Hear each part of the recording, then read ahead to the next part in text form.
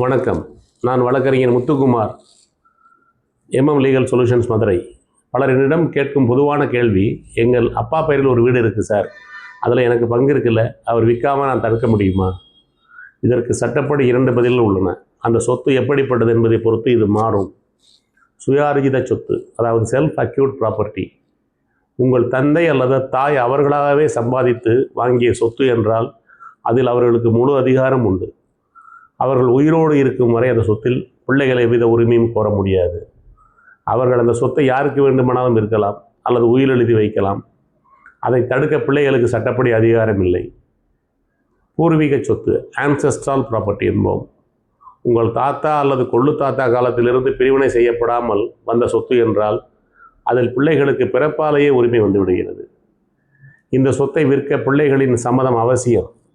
குறிப்பாக 2005 சட்ட திருத்தத்திற்கு பிறகு பெண்களுக்கும் இதில் சம உரிமை உண்டு.